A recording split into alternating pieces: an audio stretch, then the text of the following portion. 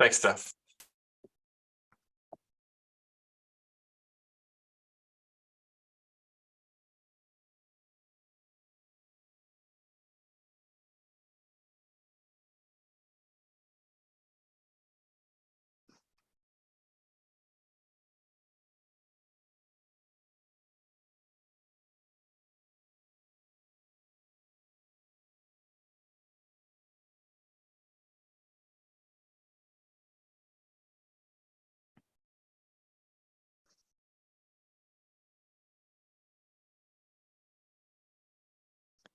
Okay, Mr. Chair, it does appear we have a quorum, so you can go ahead and get started when you're ready. Very well, thank you. Good morning, members of the MAG Transportation Review Committee. This meeting is called to order at 10 a.m. We will now begin the meeting with a roll call of the members. Steph? Thanks, Mr. Chair. I will go alphabetical by member agency, starting with Ted Wolf, Apache Junction. Paul Patanay, ADOT. Present. Thank you. Raj Thowdam, Avondale. Scott Ziprich from Buckeye. Hal Marin, Cave Creek. Present. Thank you. Jason Crampton from Chandler. Jorge Gastelum, City of El Mirage.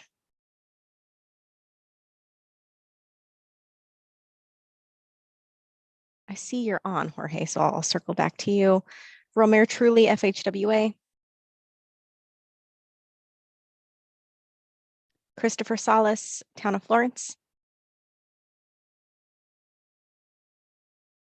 David Janover, Fountain Hills. Present. Thank you. Jason Hafner, Gilbert. Here. Thank you. Parab Adabala as proxy for Shahid Abbas, City of Glendale. Yeah. Thank you. Chris Bridges, Mr. Vice Chair from Goodyear. I'm here. Thank you. Bob Thaxton, Guadalupe.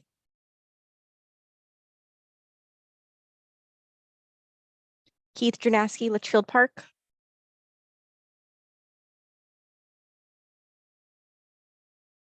Keith Brown, Maricopa. This is Scott Nodes for Keith Brown, for City of Maricopa. Thank you, Scott. Steve Wilcox from McDOT. Oh, he told me he cannot make it. Mr. Chair, you are here. Shar Johnson, Paradise Valley.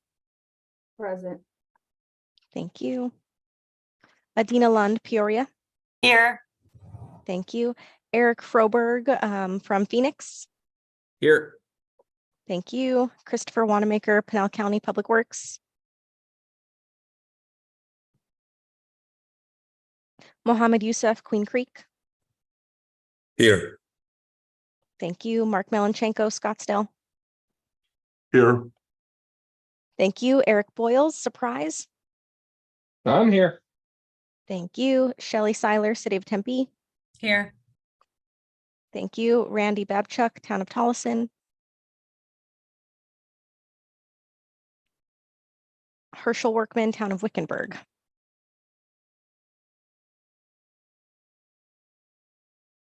Grant Anderson, Youngtown. Here. Thank you. And then I'm going to go back through the top just to see if there's anyone who has joined. Did we get Ted Wolf, Apache Junction? Raj Thowdam from Avondale. Scott Ziprich from Buckeye. Jason Crampton from Chandler. Yes, I'm here. Thank you. Jorge Gastelum, El Mirage. Romer Truly, FHWA. Christopher Salas, Town of Florence. Bob Thaxton, Guadalupe. Keith Jernasky, Litchfield Park. I am here. Thank you. Christopher Wanamaker, Pinal County. And then Randy Babchuk or Herschel Workman. Is there anyone attending that I did not call that's maybe a proxy for someone?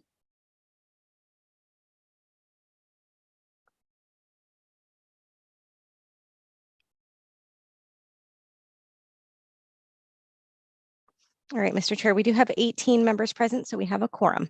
Great, thank you, Steph. Moving on to item number 2, call to the audience. MAG provides the opportunity for the public to comment on items that fall under MAG's jurisdiction that are not on the agenda or that are on the agenda for discussion and not for action. Members of the public are invited to submit written comments via the MAG website. Any comments received 2 hours prior to the meeting have been shared with committee members in advance of the meeting and will be included in the meeting minutes. Staff, have we received any online written comments for the call to the audience? Thank you, Mr. Chair. Several public comments were received today. They were provided to members before the meeting, and they will be included in the meeting minutes. Yes, I did receive them and I did read them. Thank you. Thank you. Moving on to item number 3, Transportation Policy and Planning Director's Report. The Transportation Policy and Planning Director, Tim Stroh, will provide this report. Tim. Thank you, Mr. Chair. Good morning, members of the Transportation Review Committee. Hope everybody's doing well. We do have one new member from Buckeye, but he is not in attendance today, so I'll wait till December to introduce him and welcome him to the committee. My first item, I have 3 or 4 updates today. First item is regarding the TRC Vice Chair solicitation. As you know, after the last meeting, staff sent out a memo to all staff. We did receive 1 letter of interest from Steve Wilcox from Maricopa County. So the deadline was yesterday. So we will move forward with that recommendation to the MAG Regional Council Executive Committee in November, and I will circle back with an update in our December meeting. Next item I have is regarding MAG closeout process. On Monday, October 16th, Patrick Stone distributed a memo and fact sheet regarding the MAG federal fiscal year 2024 closeout process. Annually, MAG reviews projected FHWA funding and compares this amount against program projects for the current federal fiscal year to determine how much, if any funding is unprogrammed. Federal funding is allocated to the MAG region on a use it or lose basis, and unused amounts need to be reprogrammed on other projects prior to the end of the fiscal year. This occurs through the annual closeout process. For federal fiscal year 2024, the MAG region is currently estimated to have $35 million available for closeout based on programmed amounts, project deferrals, potential cost savings, and projects that will be closed out. Only projects selected through the regional competitive programs call for projects process are eligible for closeout funding. Please submit closeout requests via email to Patrick Stone on or before Friday, November 17th, 2023 at 5 p.m. Please remember that late requests will not be accepted, and please reach out to Patrick Stone after the meeting with any questions. Next item is regarding a new public survey that was just released by MAG on Tuesday of this week for the I-10 tunnel to split corridor study. This study kicked off last year and is anticipated to be completed next May 2024. The study area for this project includes the I-10 Deck Park Tunnel to I-10 I-17 split. So the study area includes the mini stack and also the north-south portion of I-10 south of the mini stack near Phoenix Sky Harbor International Airport. Purpose of this study is to recommend design elements, operational strategies, and policy actions.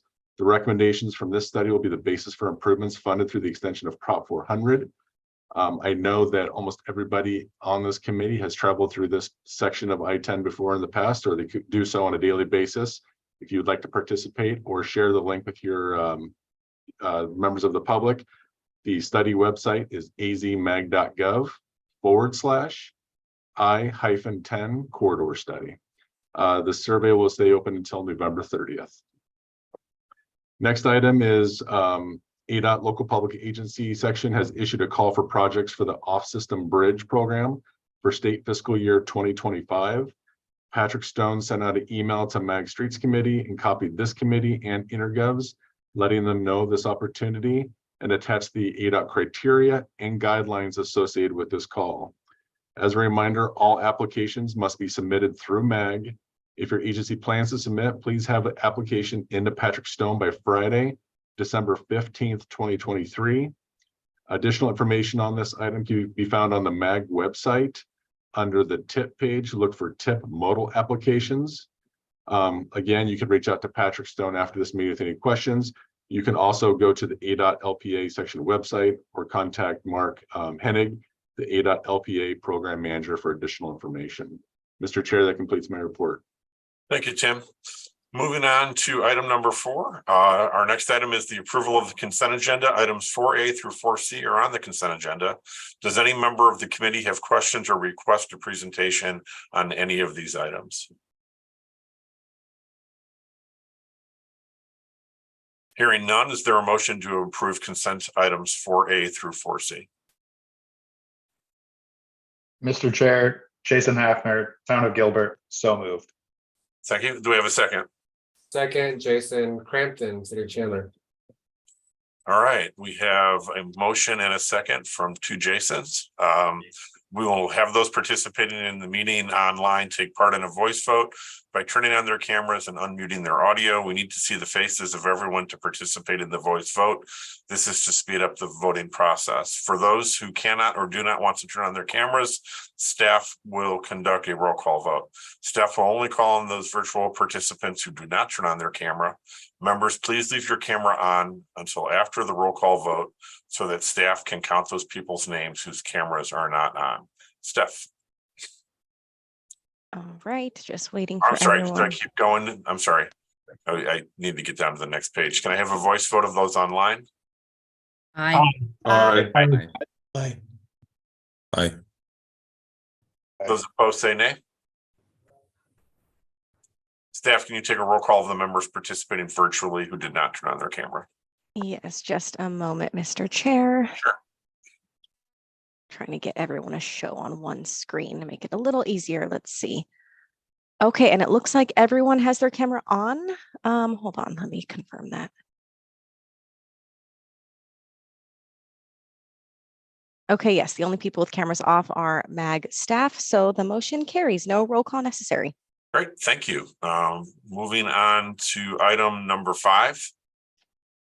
Item number 5 will be presented by MAG Transportation Planner Brian Rubin. This item is on the agenda for recommendation of approval. Brian. Thank you, Mr. Chair, members of the Transportation Review Committee. My name is Brian Rubin, and I'm pleased to be here today with you to talk about our congestion management process update. Next slide, please. It's been some time since MAG last updated its congestion management process, or CMP, and I thought a quick refresher was in order. Just to give a little bit of background, a congestion management process is a systematic approach for identifying and managing congestion, as well as assessing potential alternative mitigation strategies. As MAG does serve a metropolitan region with a population over 200,000 people, we are federally required to have a CMP that's integrated into the metropolitan planning process. I'm joined here today by Leah Pickett from Cambridge Systematics, who I'll be passing off to, and she'll be going through the particulars of how and why MAG has undergone the process to update CMP. Leah? Yep. Thanks, Brian. If you could move to the next slide. So as Brian mentioned, today I'll be walking you all through our work to define an updated congestion management process. Next slide. Brian just gave a little bit of an overview of this, but just to start off, I wanted to provide quick background on what a CMP really is. So TMPs are federally mandated to address congestion through a congestion management process, or CMP, which in turn, as you can see on this chart, informs metropolitan transportation planning and the TIP development process.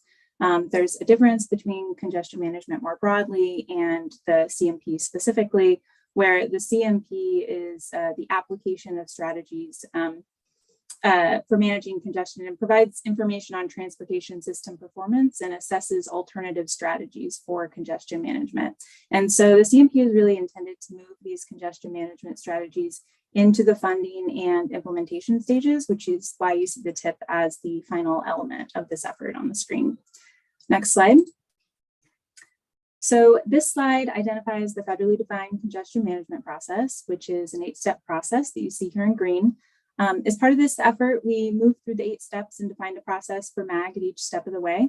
What was different about our approach as part of this project was that we completed a literature review and developed a set of implementation recommendations. This is because this effort was intended to be a way to really take a step back, evaluate best practices, and identify how to really put those best practices into action when MAG next updates the LRTP. Next slide. So this slide, and you can actually just click through and have all 3 steps up at once. I didn't realize we had animated that one. So this describes the 3 main portions of the project. Phase 1 is where we developed a literature review, which included peer practices, guidance, understanding what MAG does today. Phase 2, as I mentioned, was moving through that 8-step process. And a key portion of this was collaboration with an internal stakeholder group, which provided feedback at every step of the way and helped us really tailor the process to MAG's needs. And then we developed, as I also mentioned, the recommendations and plan implementation. So those are kind of the 3 broad categories of work that we were doing. And the next slide dives a little deeper into the literature review. So I'll just quickly summarize this. We don't have time to get into it in very much depth, but we talked to several peer agencies, which were identified based on some combination of having a national best practice or being similar in size or scale to MAG. And we looked for information on other agency practices for fulfilling the federal requirements and, you know, any of their takeaways as far as what works well, what doesn't, et cetera. And as part of this process, we developed a peer review matrix, which compared practices across the groups. We sought to incorporate the findings into the 8-step process as we moved through it. And I'm going to be summarizing that process in the following slides. And there were a few key findings from this literature review that I don't have time to get into in much depth, but they were integrated into the process that I'm going to be describing to you next. So this was a really great way to kind of lay the groundwork and make sure that we were incorporating national best practices as far as how to structure a congestion management process. Next slide. So now I will dive into our work on defining the congestion management process as part of the 8-step federally required process. For each of these recommendations, we move through the process to sort of pilot the recommendations, and these findings are an effort to develop a set of recommendations that can be implemented as part of the long-range planning process moving forward. So we're kind of defining the process for implementing the congestion management process. Next slide. So the first element is developing regional objectives for congestion management. You'll see the objectives that we developed as part of this process on the right. And these were developed in consultation with a working group to really get at a range of factors that speak to the region's overall congestion, emissions, mobility, and as federally required, really align with our RTP goals. So the other recommendation is to review these objectives on an ongoing basis based on best practices and any evolving needs locally to really keep the objectives current as the state of the practice and local conditions evolve. Next slide. So in defining a CMP network, you're defining the system element and geographic scope of this network that you will be monitoring as far as the congestion impacts. So we developed a network based on all the factors that are listed here on the screen, which really reflected a multimodal approach. We included mostly quantitative with the one qualitative data piece, as well as transit and anticipated future congestion. So a really holistic look at the system. And we also documented this process so that the network can evolve as needed in the future as the region grows and changes. Next slide.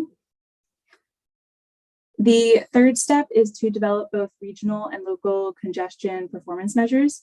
So we did this by surveying existing performance measures that could be segmented just by the CMP network. And we also identified whether there were any gaps in terms of coverage of the identified objectives. Overall, we placed a large emphasis on using performance measures already defined and collected by MAG just to make the data collection as seamless as possible and not create a lot of extra work. Next slide. So step 4 is data collection and monitoring. This step really involves taking a look at how you'll be collecting the data and monitoring, and we'll work for a set of defined performance measures. For this step, we identified gaps that would require new data collection, and also identified how any existing measures might be subsetted to the CMP network, as I mentioned in the previous slide. We also identified, as you'll see in the examples on the right, relevant transportation data and sources to use to glean that information. The recommendation would be to continuously undergo this analysis of needs and data gaps, and on an ongoing basis, determine how to either collect additional data or adapt existing data to fit the CMP. Next slide. So the fifth federally required element is to analyze problems and needs by examining existing and forecasted congestion problems and identifying the sources of unacceptable congestion. So what we did here was to apply performance measures to roadway segments. Through a process of normalization and weighting, we defined these high need corridors and identified where they fell with respect to several needs categories, which I'll talk a little bit more about in a couple of slides. The output of this was a really interesting interactive map, which is a useful tool that can be updated over time and used by folks throughout the agency. Next slide. So this step asks agencies to identify strategies and address their usefulness for the needs identified. So for this, we developed this comprehensive toolbox of strategies that are categorized by type, those being capacity expansion, reducing peak period travel demand, expanding multimodal services, optimizing roadway operations. And that toolbox was drawn from state of the practice examples throughout the country, as well as this really thorough review that we did of all the recent corridor studies that MAG has done and planning documents. So we really wanted to identify the universe of congestion management strategies being deployed by MAG currently, as well as other strategies that are not being deployed currently. So this toolbox can really serve as a menu of options to utilize moving forward. And we have a few examples of the type of items that would be included in this toolbox. And of course, that includes a great deal of information on each of these strategies as well. Next slide.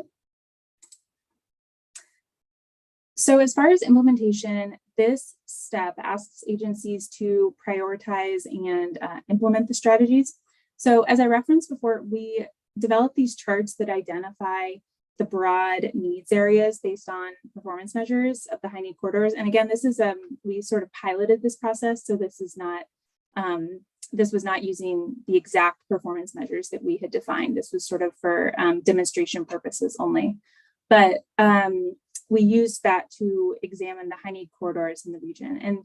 And these diagrams ultimately, we hope, can serve as an initial step in selecting strategies to program. So as you'll see here, some of the high need corridors included in the radar chart have different needs identified as far as serving equity populations, mode shift, demand shift, or expanding capacity. So that provides sort of an initial place to look as far as the strategies that might be deployed when you open the toolbox.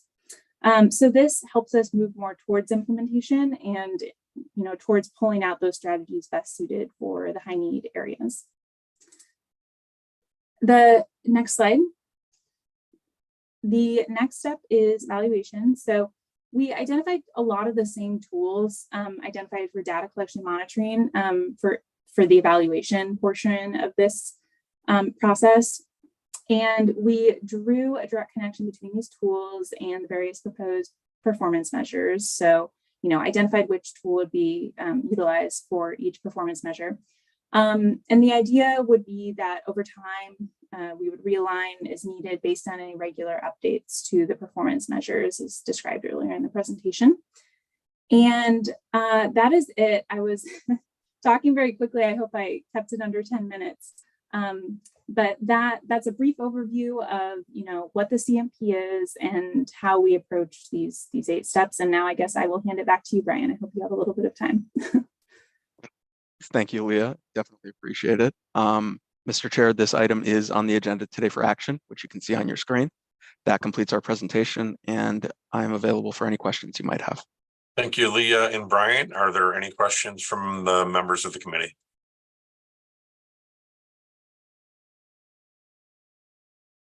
Hearing none, is there a motion for a recommendation of approval for agenda item number 5?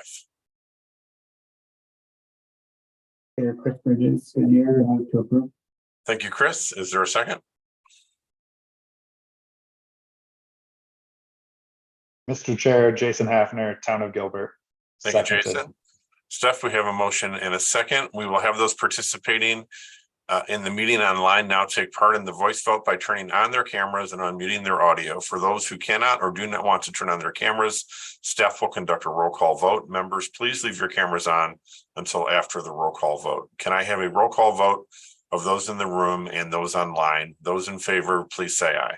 Aye. Those opposed, say nay. Steph, do you need to take the roll of anyone that did not turn on their camera? I do not, Mr. Chair. Everyone had their camera on, so the motion passes. Great, thank you. Moving on to item number 6. Item number 6 will be presented by MAG Transportation Performance and Planning Manager Ted Brown. This item is on the agenda for recommendation of approval, and this is the MAG Traffic Signal Optimization Program, or TSOP, evaluation criteria. Mr. Brown. Mr. Chair, members of TRC, it's a pleasure to be here today to talk to you about our TSOP evaluation criteria. Next slide. So why exactly are we here talking about TSOP evaluations today? As I'm sure you're aware, we have a responsibility to implement performance-based planning and programming practices. This is another step in that direction, and it also brings us into consistent practice with our other modal calls for projects. Lastly, we want to make sure we're prepared. We actually started this process prior to the most recent TSOP call, which turned out to be very timely, as for the first time in several years, the requests exceeded the funding available. Next slide, please. A couple of quick notes about prioritization and evaluation. When the planning and performance program takes on or reevaluates any of our competitive processes, we try to keep these 3 principles in mind as we do so. The first is using consistent region-wide data. We want to ensure that whatever quantitative data we use is regionally available and of similar quality region-wide. Next, we want a transparent and repeatable process. I'm personally not a fan of black boxes, and our goal is to be as upfront and transparent about how quantitative scores are calculated or derived. And lastly, we want to have thoughtful qualitative criteria. Running the performance program for many years, I love a solid quantitative evaluation. However, I'm not blind to the fact that if you solely use quantitative criteria, you can sometimes end up with projects that nobody actually wants. So most of our evaluative tools include a qualitative section as well. And when we do include those qualitative questions, we want to be very thoughtful in both the construction and implementation of those questions to ensure that we're providing value to the overall evaluation. So without further ado, next slide, please. Let's walk through the evaluative tool we've developed for TSOP. I'll run you through the 9 questions. We have 5 quantitative and 4 qualitative. We'll touch on the suggested weights, and finally, I'll walk through a very quick example. Next slide. So quantitative first, we have 5 questions here. The first being, is the project on a regional priority arterial? Now, this is a binary yes/no question that helps us integrate our TISMO efforts with our TSOP efforts. One note on this, the regional priority arterial methodology already incorporates safety, so we did not include it elsewhere, but we did bump up the weight for this, as you'll see in a few slides. Next up is the project on a critical urban freight corridor. Again, a binary response based on locally developed and federally defined freight corridors. Is the project on a transit line? Yes or no? What is the last known year that the signals were retimed? Those of you familiar with these applications will recognize it from that document. We've implemented this by stepping up a point for each year. So if you retimed your signal last year, 0 points. 2 years ago, 1 point, so on and so forth. Anything before 2018 will get you the full allocation of points. Finally, what is the peak period level of travel time reliability? This data will come from our INRIX data and will be calculated using all the legs of each intersection that is submitted. I should note that MAG intends to provide the responses to all of the quantitative questions, and the burden is not on the applicant to do so, with the obvious exception of the signal retiming year, which is part of our application. Next slide, please. Switching over to the qualitative questions, we have 4 proposed questions here. These have been developed to give the evaluators an opportunity to provide their professional expertise and judgment to the evaluation. First up, does the project meet the stated goals of the traffic signal optimization program? I feel that one's fairly straightforward. Next up, in your opinion, will the proposed project provide real-world improvements for the surrounding areas? Now, we've intentionally left improvements nebulous, as that can come in many different forms, but the general tenor of this question is, will this make a difference? Third, has the applicant highlighted unique attributes or circumstances in this project that are not adequately captured by the quantitative data elements? While I like to think that our data is infallible, there are occasions where we can't or haven't adequately captured something, and this question is an opportunity to rectify that. We've provided a few examples here, but this is meant to be a wide-reaching qualitative question. And finally, has the applicant supported the inclusion of this project by noting existing regional or local plans which highlight the need for its selection? With this question, we are again trying to tie together or bring a little more synergy to our holistic planning efforts in the region. Now, I believe for the qualitative questions, these are things that can be addressed either in the application or in the presentations that are done before the committee prior to evaluation. Next slide, please. Sticking with qualitative for just another minute so we can talk about how we are operationalizing these questions. The first three about goals, effectiveness, and unique criteria all get a 0 to 3 scale and follow a similar format to the example on the screen. It's all, many, some, or does not meet. Obviously, they each get minor tweaks for the question, but you get the gist. The last question about local support is a binary response, yes or no. We're not evaluating the quality of the plans that it's identified in, just that it exists. On to weights. Next slide, please. Here are our suggested weights. We've landed on a 40-60 split, 40% quantitative, 60% qualitative, which hurts my heart a little as a data guy, but we feel it's necessary for an exercise like TSOP, where it can be really challenging to get meaningful quantitative data on an intersection level. You'll note that we added a bit of extra weight to RPA to account for that safety element and to LOTTR as the data metric that's really doing the heavy lifting on the quantitative side. So let's run this through a very quick example. Next slide, please. On the screen here, we have a fictional project that is on a regional priority arterial. It is not on a critical urban freight corridor. It is on a transit line. It was last retimed in 2019. It has an average to below average LOTTR. It meets some of the TSOP goals. It looks to be significantly effective, and it has significant unique attributes that we haven't captured quantitatively, but it's not included in any local or regional plans. So with that, we'll do some quick math with our weights, and we end up with a resulting score of about 65. We would then repeat this process for every application we've received to develop the prioritized list. Next slide, please. Mr. Chair, this item is on the agenda today for action. That completes my presentation, and I'm available for any questions. Thank you, Ted. Do members have any questions regarding the presentation? Hearing none, is there a motion for recommendation of approval for agenda item number 6? Mr. Chair, Mohammed Yusuf, Town of Queen Creek. So Thank move. Thank you, Mohammed. We have a motion. Is there a second? Eric Boyles, City of Surprise, second. Thank you, Eric. Steph, we have a motion and a second. We will now have those participating in the meeting online take part in a voice vote by turning on their cameras and unmuting their audio. For those who cannot or do not want to turn on their cameras, staff will conduct a roll call vote. Members, please leave your cameras on until after the roll call vote. Can I have a voice vote of those in the room and those online? Those in favor of the motion, please say aye. Aye. Those opposed? Say nay. Hearing none. Steph? Mr. Chair, no need for a roll call. The motion passes. Thank you very much. Moving on to item number 7, Transportation Improvement Program website update, Federal Transportation Discretionary Grants. Item number 7 will be presented by MAG Transportation Funding Program Manager, Patrick Stone. This item is on the agenda for recommendation of approval. Patrick. Good morning, Mr. Chair, members of TRC. Pleasure to be with you here today to discuss this item. As noted, this is a discretionary grant website update. The genesis of this really came perhaps a year ago when we first started taking through committee processes, updates on the discretionary grant process as part of the Infrastructure Investment and Jobs Act, or IIJA, a significant level of federal funding has now been allocated towards discretionary grants, not just in continuing existing grants, but significant, many new grants came along.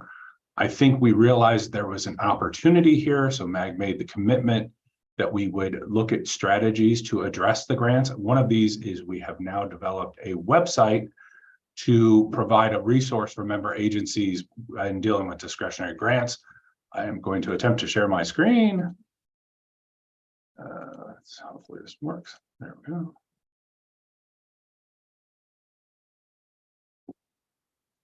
And hopefully everyone can see my screen at this point.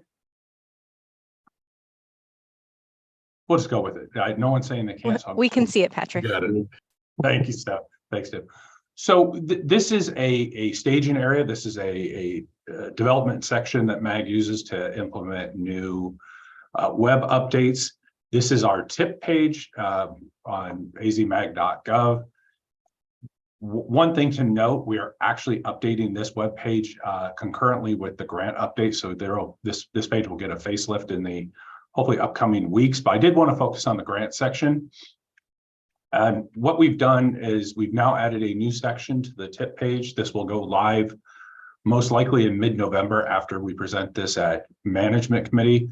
But essentially what we've done is developed a grant landing page to give folks hopefully some resources to help agencies compete.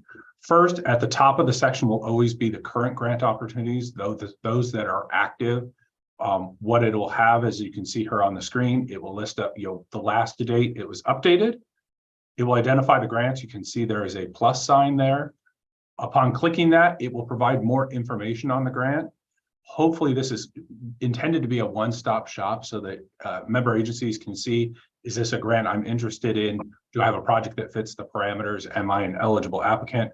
So what we've tried to identify here is there are hyperlinks that can take you to websites where you can see the notice of funding opportunities. You can see additional information.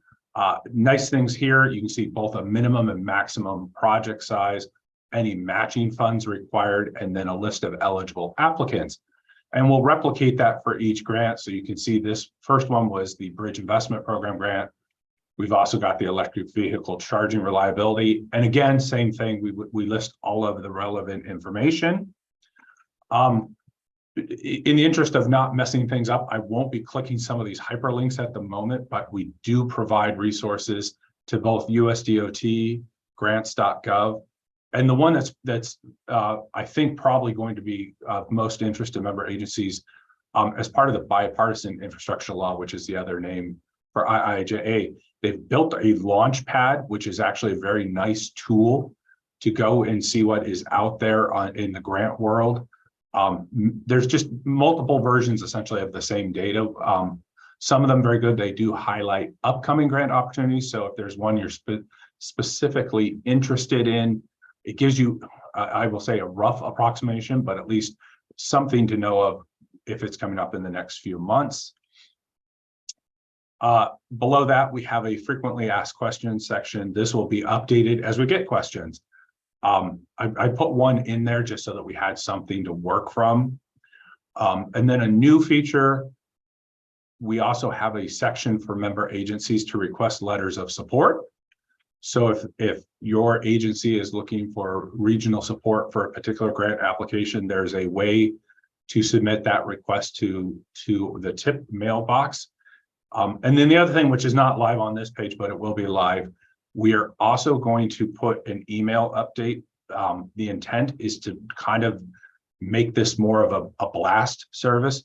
So if your agency or individuals within your agency subscribe to this webpage, when we put updates, either additional FAQs, new grant opportunities, an email will go out to those individuals subscribed, letting them know that the page has been updated and what that update was. And with that, a very quick run through. As I noted, this hopefully will go up after management committee on November 8th and should be ready to go live. But with that, Chair, I will certainly entertain any questions on what we're proposing to do here. Thank you. Thank you, Patrick. Do any members have questions or comments? Mr. Chair, this is Chris Bridges. Chris, go ahead. Just thank you, Patrick, for putting all this in one spot. This is sorely needed. It's something that I know our council asks for quite a bit, like, hey, what's next coming up and what can you do now? So this will be a great resource. So just wanted to say thank you very much for putting that out there. Thank you. Thank you, Chris. Are there any other comments or questions?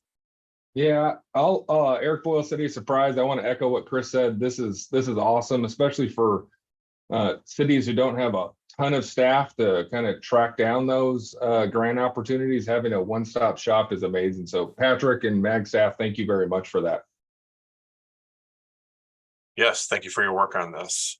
Hearing no other comments, is there a motion for Mr. Chair, I'm sorry, go ahead, Jason. this is Jason Hafner, Town of Gilbert. Patrick, I agree with those gentlemen before me. This is super slick. I think it's going to be really helpful. Is one of the questions I have, and I don't see here, is Meg going to include the types of projects that are eligible beyond the eligible applicants? I think, and I'm not sure, maybe that's too into the weeds or too much info, but I think that a type of project that are eligible would be pretty helpful for member agencies. Sometimes that's hard for some places to sort of interpret the federal language that's used on some of these. So I think that would be something that would be helpful for us. The other thing that I wanted to ask or potentially mention is I really like the mechanism that you can subscribe to see when updates are made. That was a question I was going to ask, so I was cool that you covered that. Is that mechanism also going to include updates made to the TIP page itself or just to the grants page? I know one of the things that I am looking for is when a new TIP spreadsheet is posted, that's something that I try to keep up on, so I have the latest copy. So if that was something that is included in that email blast, I'd be interested in that. Thank you. Yeah, Chair, Jason, great question. So I'll kind of address hopefully a couple of them. The intent, and it may be a little harder to see on the screen, where you see the plus sign being exploded out and where my cursor is drifting down. This first paragraph here is the hope of it is to be a high level description of that grant opportunity. So specifically like the bridge one, it identifies what types of projects are eligible. So hopefully that's what you're looking for. One thing, a lot of this does come from USDOT FHWA data. So if there might be some value in sort of wordsmithing this to make it a little more easily consumed, we can certainly do that, because when we make the update, we're the ones providing the language. So certainly we can do that. To your second question, and it's a great question. There currently is a subscription for the TIP website. I don't believe we utilize that as well as we could, but we can certainly look at doing that. I think it'll be easier to manage. Jason, as you noted, one of the updates we're doing to the page is we're putting a navigation bar across the top of the page. So instead of having to scroll all the way down, the TIP will actually be broken. The TIP website will be broken up into sections specifically for the TIP, calls for projects, grants, the guidebook, etc. But what that'll allow us to do is make those subscriptions page specific, excuse me. So, and I think yours is a great point. Hey, if you want to know, we just posted the newest TIP amendment. We can make sure that is included there. Specific to the grants, that page will have one that is grant specific. So if you just really want to know about grants, those will be the emails you'll be getting. And I hope that answers your questions. Are there any, It does. Thank you, Patrick. any other questions or comments from the committee? Hearing none, is there a motion for recommendation of approval for agenda item number 7? Apologies, Mr. Chair, that was my error. This is just for information and discussion, so no motion needed. Great. Thank you for the clarification. Moving on to item number 8. Do any members have any updates for the committee?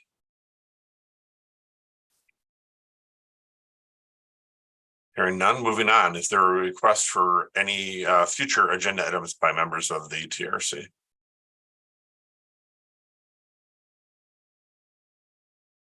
All right, thank you all. Informative meeting. The next meeting of the Transportation Review Committee will be on Thursday, December 14th at 10 a.m. With no further questions or no further business, today's meeting is adjourned at 10:45 a.m. Thanks, everybody. We will see you in a little less than 2